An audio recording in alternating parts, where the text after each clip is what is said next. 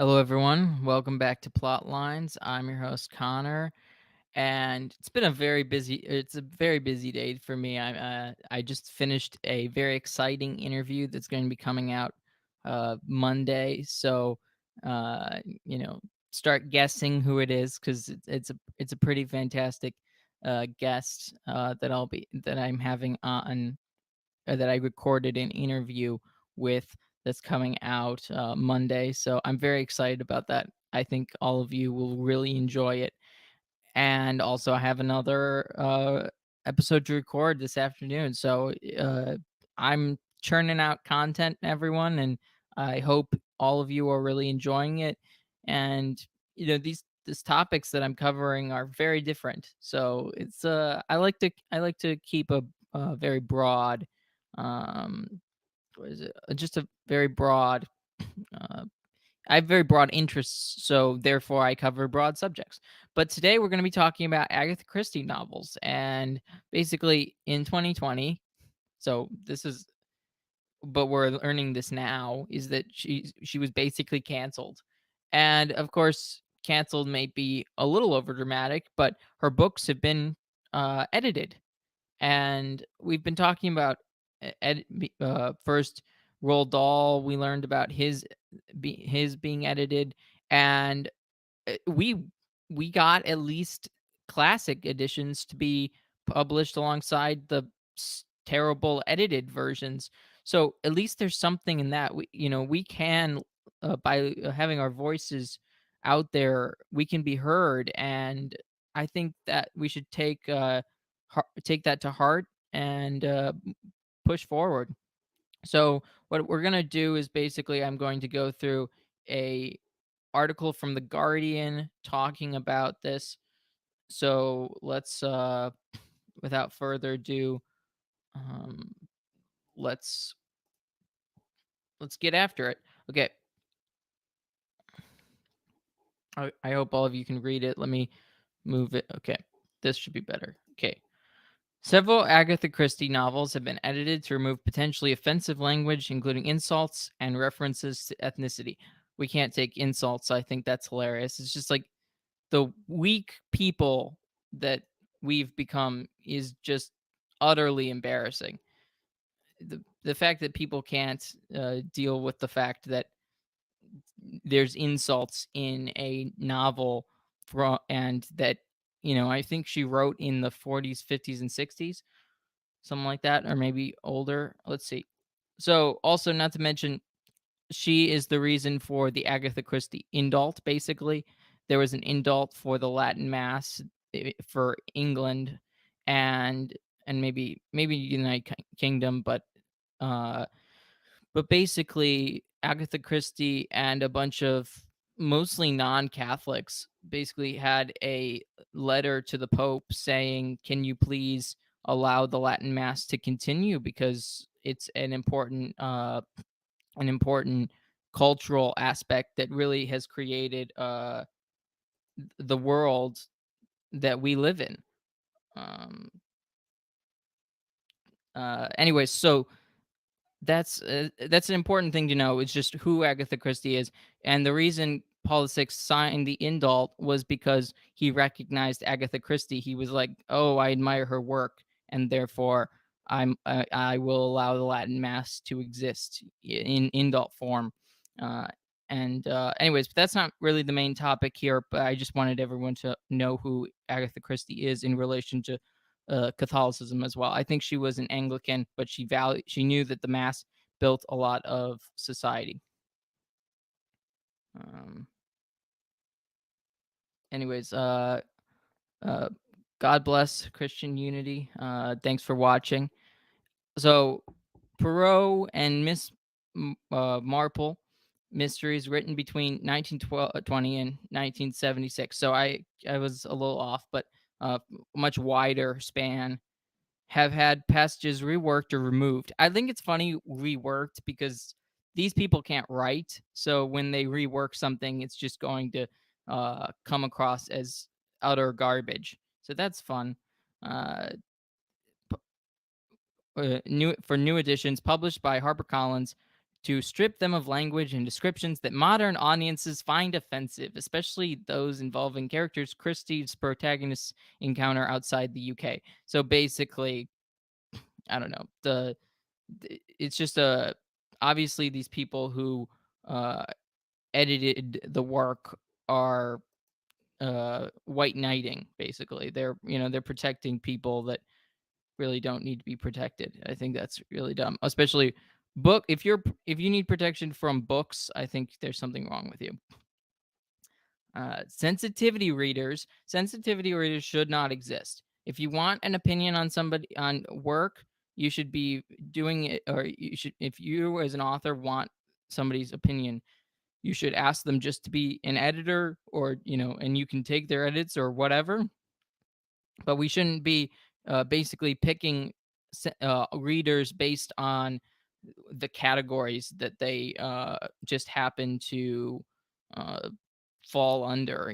Basically, I mean, that's basically it.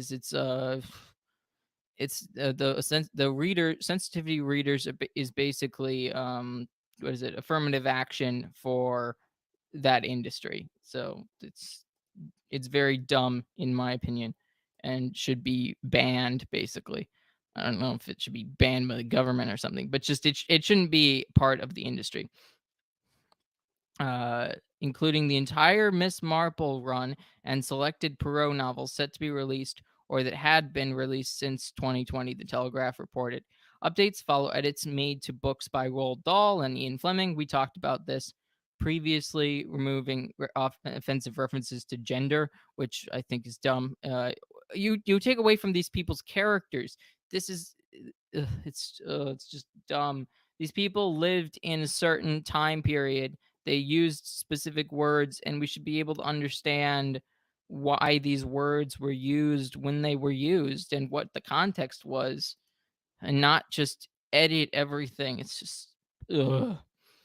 Uh, the newspaper reported that the edits cut references to ethnicity. So ironically, it's going to probably uh whitewash things. I don't get it. If they want diversity, why do they get rid of describing someone as black, Jewish, or gypsy? So basically, people can't be from a certain place or look a certain way, or female characters' torsos. So I guess women can't be attractive.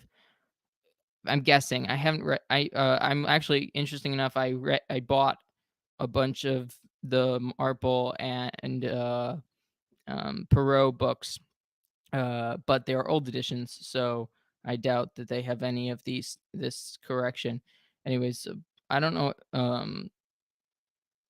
Indian temper. It's just all these different things. Oriental, the N word, of course, that they removed that. I'm not surprised. Changing natives into locals. I don't really get that. That just seems petty.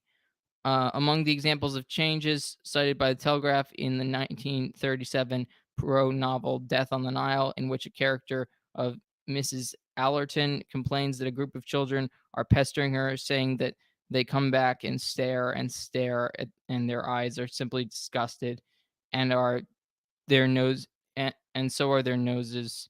And I don't believe I really like children. I don't get this one. Liberals don't like children anyways, so I don't know what the complaint here is. Um so I don't know. This just seems extraordinarily dumb.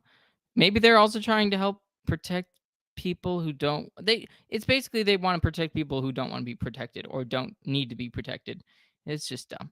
This has been stripped down to a new edition. They come back and stare, and I don't really like. Oh no, they're okay with really don't like children. I don't really get. If someone can explain to me what the context of those two things make it better, I don't understand. In the new edition of the 1964 Miss Marple novel, A Caribbean Mystery, the amateur detective's musings that a hotel worker smiling at her such lovely white teeth had been removed. I I don't get it. I actually like this is just genuinely stupid. If someone can explain to me how this could be offensive to anyone, having a hotel worker having Lovely white teeth. I don't get it. Sensitivity readers are a comparatively recent phenomenon, meaning they shouldn't exist, just in the past 2 years. They vet new publications and older publications for potentially offensive language and descriptions and aim to improve diversity in the publishing industry. Though some are paid extremely low wages, they shouldn't be paid at all. This is just ludicrous. They shouldn't exist. The fact that they're so obsessed with themselves and diversity, and they're most likely hired because they fit one of the boxes, it's just so dumb. Find a real job. Though this is not the first time the content of Christie's novels has been changed. Her 1939 novel, Then There Were None, was previously published under a different title that included a racist term, okay, which was last published under that name in 1977, including the word repeatedly in the story. Okay, whatever. Agatha Christie Limited, a company run by author's great grandson James Pritchard, is understood to handle licensing for her literary and film rights. The company and Barbara Collins have been contacted for the comment. Okay, anything about it? Okay, so that's basically where we're at. I'll take comments and also uh Dionysia, Rita, thanks for watching. I'm very happy to cover this topic. Uh, yes, exactly. This is perfect. This is a great comment. If you are hired and paid to find faults in something, you will go out of your way to find faults everywhere. Absolutely, because you wouldn't have a job otherwise. It's setting this whole thing up for nonsensical reasons. So that's just the main takeaway.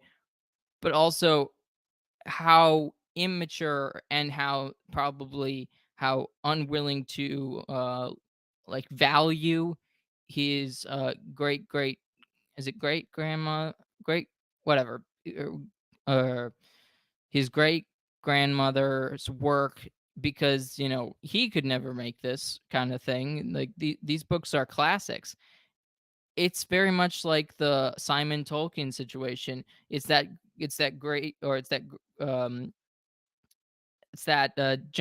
this generation have no value of the past. They don't understand things. They don't think things are worthy of their admiration, that are definitely worthy of their admiration. They want to change everything that they get their hands on, and they want to make everything uh com- you know reflect their worldview, whether their worldview is completely nonsensical or not.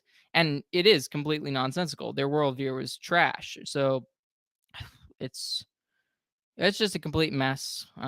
If anybody has any questions, comments, I'll take them, and uh, so I'll go for another minute or so.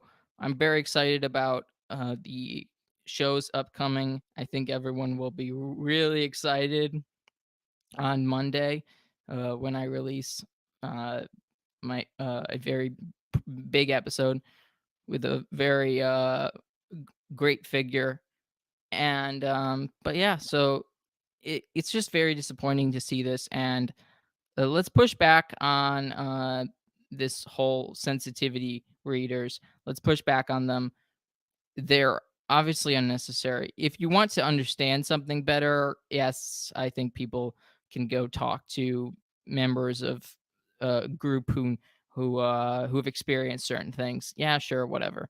But if your job is basically to gatekeep and to keep people in line, I think the whole premise is absolutely disgusting and should be removed. So that's basically it. Um, Thank you all for watching this episode. And please like, share, comment, and subscribe. I'm also on Rumble, just so you know. Link should be in the description to that. If you would stay subscribed here, of course, and also go subscribe on Rumble, just in case the YouTube overlords don't want us to be, don't want this show to be accessible, basically. And I know people are moving on to Rumble too, so I just think it'd be great to see Rumble grow as a platform, and maybe one day YouTube doesn't have a stranglehold and actually has to work for content creators and actually perform let people speak, especially when they're speaking the truth. So thank you, everyone. uh God bless and have a wonderful week. I'll have another episode, of course, an interview.